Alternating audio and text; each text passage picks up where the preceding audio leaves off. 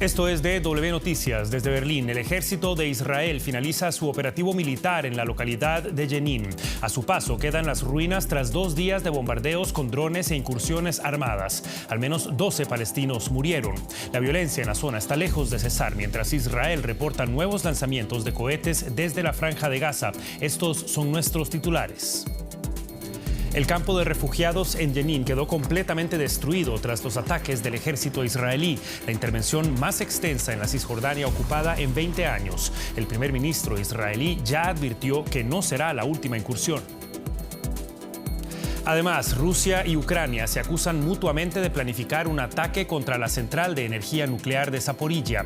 La planta está actualmente bajo ocupación rusa y es motivo de preocupación internacional desde hace meses. Y en Guatemala sigue el polémico recuento de los votos tras las elecciones del 25 de junio. La revisión no ha concluido y ya se vislumbran nuevos desafíos legales a los resultados de los comicios.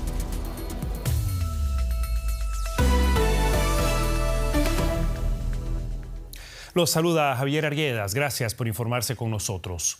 Residentes palestinos en el campo de Jenin, en la Cisjordania ocupada, han estado evaluando las consecuencias de la operación militar israelí en la localidad, que duró 2 días. Se celebraron los funerales de algunas víctimas de los ataques israelíes con drones e incursiones armadas.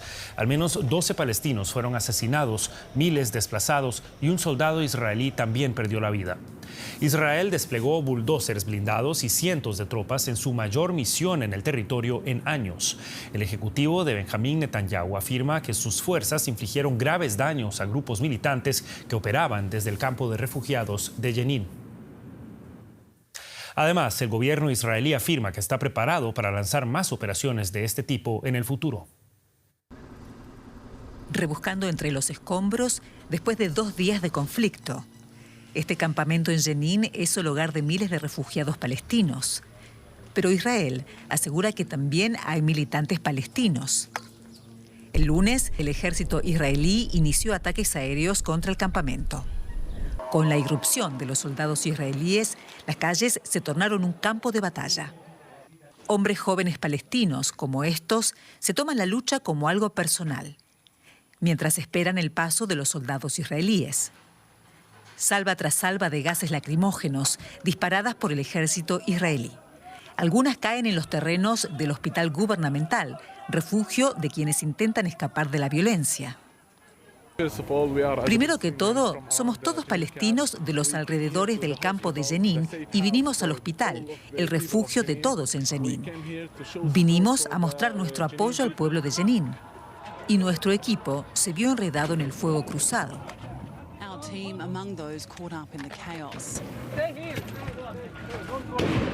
Es una operación en desarrollo. Ahí pueden ver vehículos militares israelíes acercándose al campamento y disparándole a los hombres que estaban aquí, que repelían el ataque con cohetes y cócteles Molotov.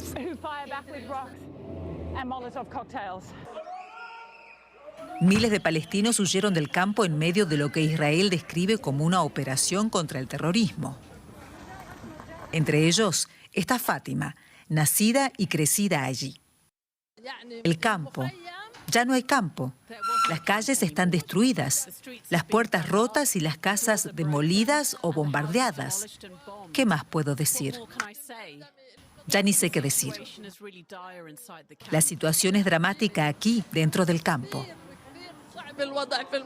Israel asegura haber erradicado con éxito lo que denomina infraestructura terrorista escondida en el campo de Jenin. Este material muestra presuntamente un arsenal de armas encontradas bajo una mezquita. Continuaremos el tiempo que sea necesario hasta erradicar el terrorismo y no permitiremos que Jenin vuelva a ser un refugio del terror, que eliminaremos y combatiremos allí donde lo veamos. Pero el conflicto no se limita a Jenin.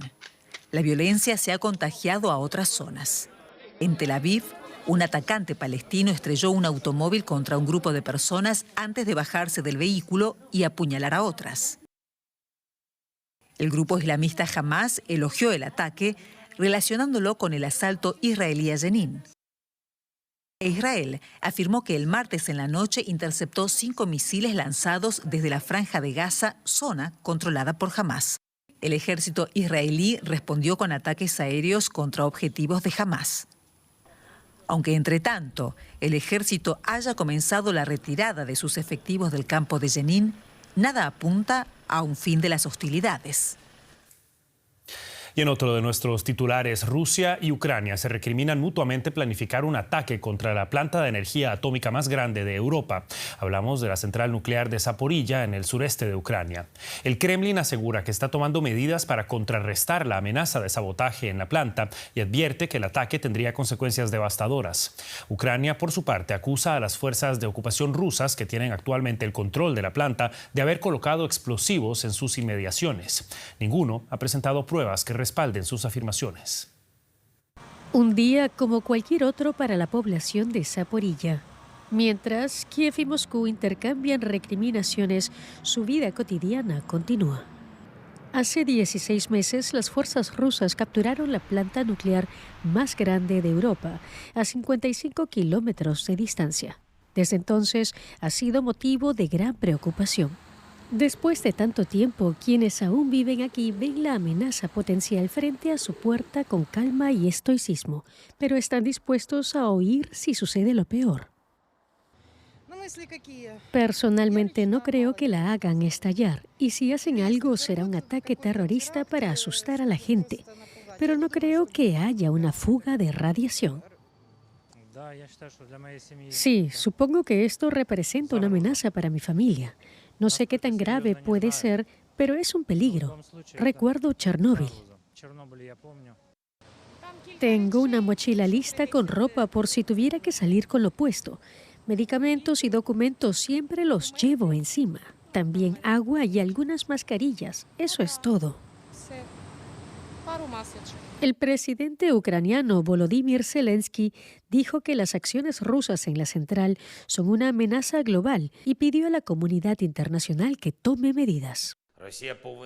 Rusia debe darse cuenta de que el mundo ve los escenarios que están preparando sus terroristas y está listo para responder. La radiación es una amenaza para todos en el planeta y la central nuclear debe estar completamente protegida de cualquier posible incidente. Moscú rechaza las acusaciones de que esté organizando un ataque de bandera falsa en la planta. La amenaza de sabotaje por parte del régimen de Kiev es muy grande y sus consecuencias podrían ser catastróficas. El régimen de Kiev ha demostrado que no se detendrá ante nada. Vimos esto recientemente con la explosión de la central hidroeléctrica de Kayovka, con terribles consecuencias. Ante la escalada retórica, los habitantes de Zaporilla solo pueden esperar que ambas partes mantengan la calma, como hacen ellos mismos. El canciller federal de Alemania, Olaf Scholz, realizó su última comparecencia ante el Bundestag, el Parlamento alemán, antes de la pausa de verano. El socialdemócrata respondió a las preguntas de los legisladores, incluidos los de la oposición cristiano-demócrata y del partido de extrema derecha AfD, que está subiendo en las encuestas de intención de voto. Scholz defendió el aumento de las tasas de interés para combatir la fuerte inflación. Además, presentó los presupuestos para 2024, en los que destinará fondos a impulsar la economía y la industria de semiconductores. El presupuesto también prioriza el gasto en defensa, con el que espera actualizar el equipamiento del ejército alemán. La seguridad es un gran reto que, lógicamente, también supone un reto para los presupuestos en su conjunto, porque son tareas sobrevenidas. Si no hubiera sido así, algunas cosas habrían sido más fáciles de abordar. Pero debemos hacer lo necesario para garantizar la seguridad de nuestro país, para equipar a nuestro ejército y para reforzar a la OTAN, y así lo haremos. Latinoamérica se perfila como destino de inversión, pero no todo lo que brilla es oro. Juliana González está con nosotros y la economía. Sin duda, Javier, no todas las inversiones extranjeras directas van a donde tienen que ir. Y es que mientras las inversiones extranjeras directas cayeron el año pasado un 12% en todo el mundo tras un repunte en el 2021, en América Latina y el Caribe, esta aumentó un 51% el año pasado hasta alcanzar los 208 mil millones de dólares. Así lo recoge el informe anual de la Conferencia Conferencia de Naciones Unidas sobre Comercio y Desarrollo presentado este miércoles. El dato, que supone un récord histórico, se explica sobre todo por el aumento en la demanda global de materias primas, especialmente minerales esenciales. Brasil y México fueron los países que recibieron un mayor flujo de inversiones en términos absolutos. Pero este informe también revela un creciente déficit anual de inversión al que se enfrentan los países en desarrollo en su esfuerzo por alcanzar los objetivos de desarrollo sostenible para 2030. Y analizamos los principales hallazgos de este informe con el economista Juan Carlos Moreno Brid. Muchas gracias, señor Moreno Brid, por acompañarnos. Gracias por invitarme a conversar sobre este tema tan relevante para todos. Sin duda. ¿Y qué conclusiones destaca este informe de la UNCTAD? Conclusiones muy preocupantes, porque si bien el dato que mencionó ahorita sobre la inversión extranjera en América Latina, que no hay una cifra comparable en la historia de América Latina, suena muy bien, está concentrada en muy pocos países. Y si cuando nos metemos en un tema que es el central de este informe, es que la inversión en energía renovable, ahí tenemos verdaderamente un desastre. Como mencionó, la brecha se está incrementando y la inversión para los países pobres, los países en desarrollo, está realmente en pañales. Necesitamos mucho por hacer y lo dice la UNCTAD con fuerza y convicción. Señor Moreno Brid, a propósito de México, es el segundo mayor receptor de este tipo de inversiones, ¿no? A propósito de estas inequidades, ¿qué destaca en el caso mexicano? En el caso mexicano se destacan muchas cosas, en particular la gran ventaja del nearshoring con lo que está ocurriendo con la guerra en Ucrania, lo de China, en fin, México se ha convertido en un gran atractor. Tenemos también el Tratado de Libre Comercio y una moneda estable, entonces eso ayuda mucho. Si bien eso es una realidad ahora, la cifra de UNCTAD también es preocupante en un cierto sentido, que si bien México recibió mucha inversión extranjera directa, por primera vez salió una cantidad inmensa de inversión extranjera de México a otros lados. ¿En qué sentido son oportunidades de inversión que aprovechan los mexicanos o en qué sentido se están, en vez de reinvertir las utilidades de las transnacionales en México, están saliendo? Es una incógnita que no despeja la UNCTAD. Muchas gracias, profesor Juan Carlos Moreno Brid, economista de la UNAM, por estos análisis y hasta una pronta oportunidad. Muchas gracias por la invitación. Y nosotros nos vamos para Buenos Aires, donde una huelga paralizó el servicio de metro de la capital argentina. Los trabajadores exigen una reducción de su jornada laboral, así como la eliminación del amianto presente en los vagones. También conocido como asbesto, el amianto es un material cancerígeno en caso de exposición prolongada al mismo. Según los representantes sindicales, en los últimos 3 años, al menos 3 trabajadores fallecieron y otros 7 contrajeron cáncer por los efectos del asbesto. Según los sindicatos, el material está presente en una tercera parte de la flota del Metro de Buenos Aires. En 2 semanas se encontrarán en Bruselas los presidentes pro tempore del Mercosur y del Consejo Europeo en el marco de la cumbre Unión Europea-CELAC. Así se desprende del comunicado tras la llamada entre Luis Ignacio Lula da Silva y Pedro Sánchez. A ambos mandatarios les interesa concluir el acuerdo de libre comercio entre la Unión Europea y Mercosur, una tarea nada fácil tras las polémicas exigencias ambientales de los europeos. No más excusas. Estas fueron las palabras del presidente brasileño Lula da Silva para expresar que los socios sudamericanos del Mercosur están perdiendo la paciencia ante la falta de avances en su acuerdo con la Unión Europea. Tenemos que concluir el acuerdo del Mercosur con la Unión Europea. Ya no hay explicaciones de por qué tantos años estamos esperando un tratado entre Mercosur y la Unión Europea. La frustración se hizo evidente cuando el presidente brasileño Luis Ignacio Lula da Silva asumió la presidencia pro tempore del bloque comercial de manos de su homólogo argentino, Alberto Fernández. La cumbre de 2 días concluyó el último martes en Puerto Iguazú, Argentina, el escenario de las famosas cataratas del Iguazú. Lula afirmó que ya no existen más excusas para no sellar el acuerdo.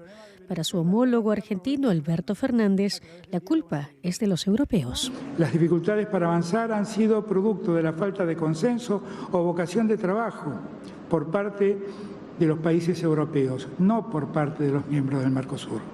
Por el contrario, allí en Europa, están las actitudes proteccionistas, particularmente notorias en el caso del sector de alimentos, rubro fundamental en la oferta exportadora de nuestro bloque. Entre tanto, 19 gremios empresariales europeos pidieron a la Unión que garantice la rápida ratificación del acuerdo. Lo consideran clave para preservar la competitividad de la Unión Europea y asegurar las cadenas de suministro y los empleos. Ahora es el turno de Europa y la presión aumenta. Bueno, y nos quedamos aquí en Uruguay, en el Mercosur, Javier, con un socio que sufre de estrés hídrico. Uruguay. Efectivamente, vamos a Uruguay, Juliana, y es que el país afronta la peor sequía en más de 7 décadas. La situación es especialmente preocupante en la capital, Montevideo, que se quedará sin agua potable en el plazo de 10 días, según algunos de los reportes. Se espera que para entonces se hayan agotado las reservas de los 2 embalses que abastecen a la capital. El gobierno uruguayo está construyendo una represa provisional para abordar el problema a corto plazo. Hasta que no esté finalizada, los ciudadanos de Montevideo deberán recurrir en parte al agua embotellada. Por si fuera poco, no se esperan lluvias, por lo menos no significativas en el corto plazo, que puedan ayudar a paliar la sequía.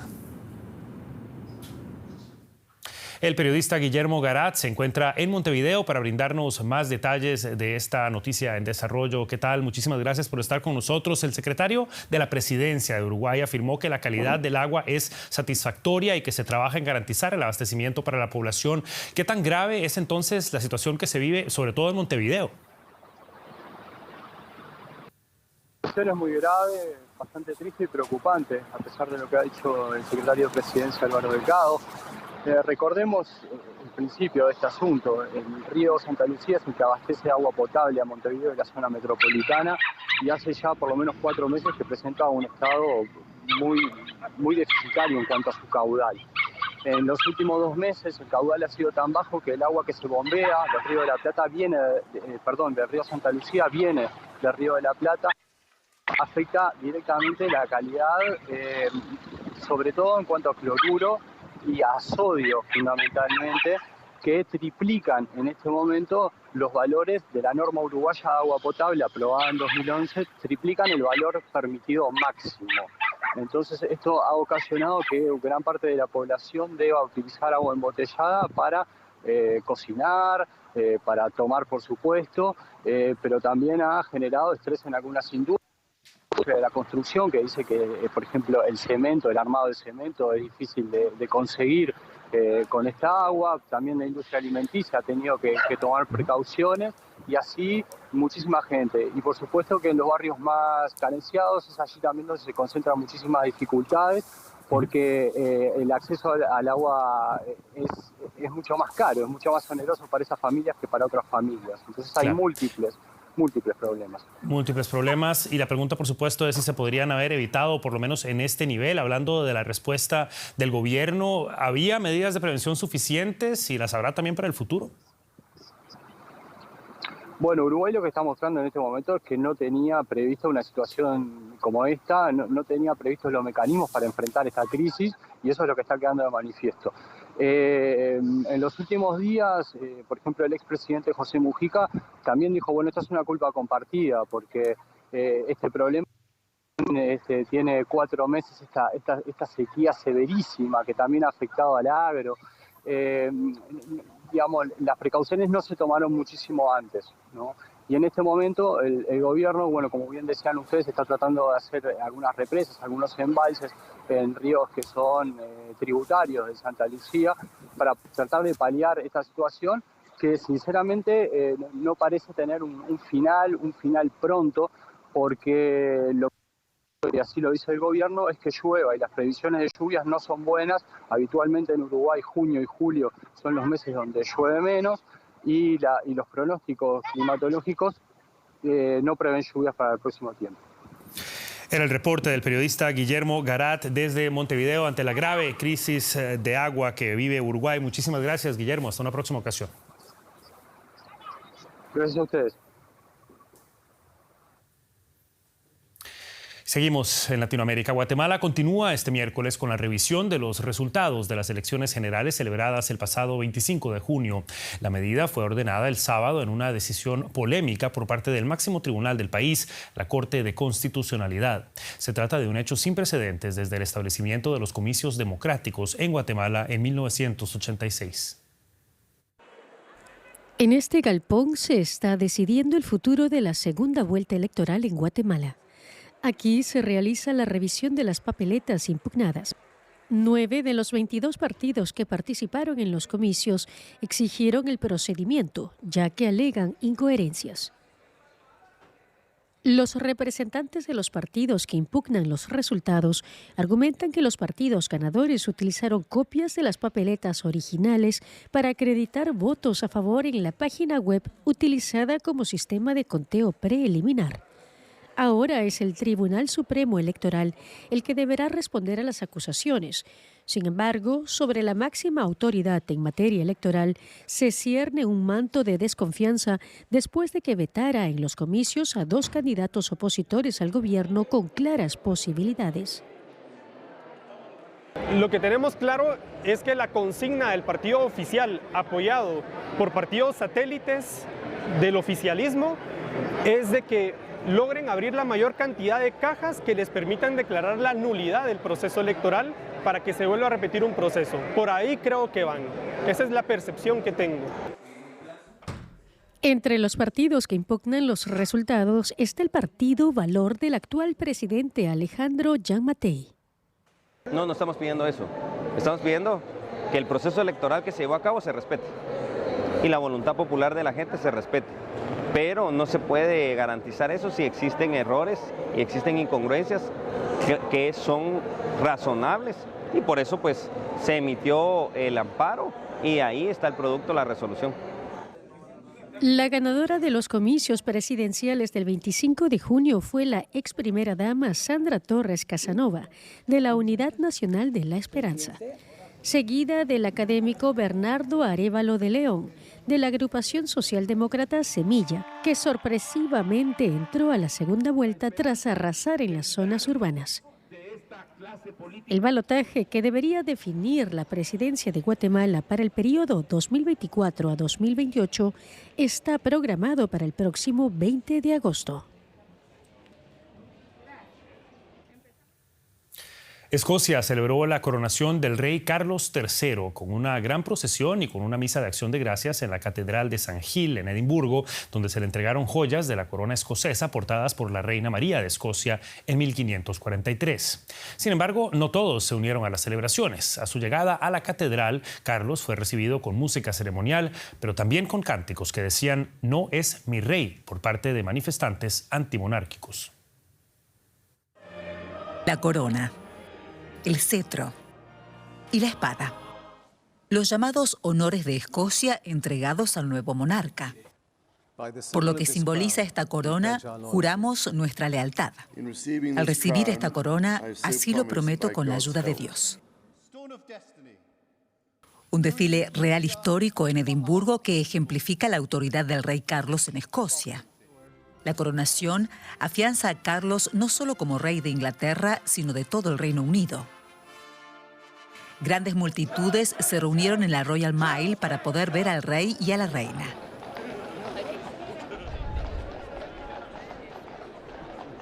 Forma parte de mi patrimonio, de mi historia, de mi cultura. Es parte de lo que somos como pueblo en Escocia, parte del Reino Unido, de Gran Bretaña. Es lo que queremos ver. Con un gobierno independentista y menos apoyo a la monarquía que en el resto del Reino Unido, no todos en Escocia dieron la bienvenida al rey Carlos. Estoy aquí para decirles a todos que no creo que Carlos sea mi rey. Él no es el rey de Escocia. La monarquía no es bienvenida aquí. Hoy estamos aquí contra ella. Una salva de 21 cañonazos resonó sobre Edimburgo cuando Carlos y Camila salían de la catedral. Y el equipo de acrobacias de la Fuerza Aérea puso el broche a la jornada de celebraciones.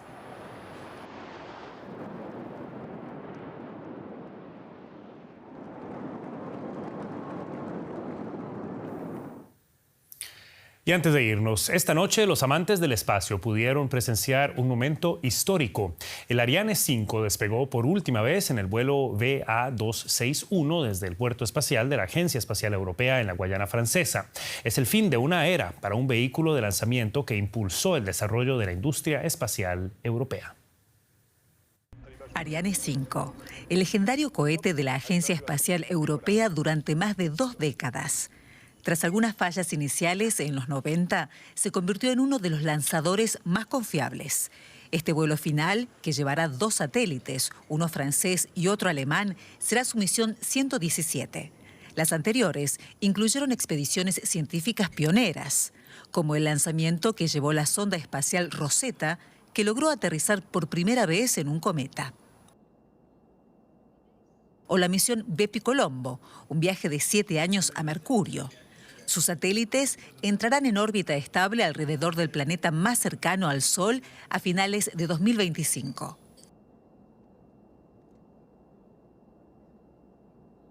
Y quien fuera el pasajero más famoso del Ariane 5, el telescopio espacial James Webb, que apenas unos meses después del lanzamiento comenzó a ofrecer impresionantes imágenes del universo.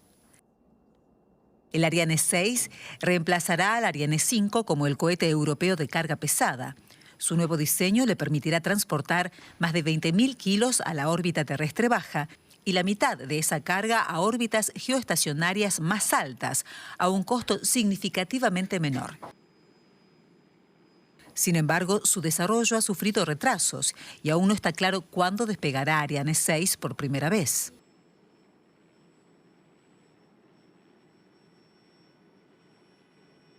Todavía no tenemos una fecha de lanzamiento. Tendremos algunos eventos técnicos fundamentales durante el verano, especialmente 2 de las pruebas que están en preparación.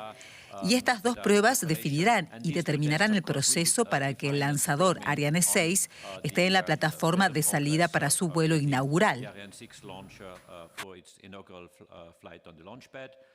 Pero por ahora, toca despedirse de un cohete mítico. No será fácil seguir los pasos de Ariane 5, hasta lo alto de la atmósfera terrestre y más allá.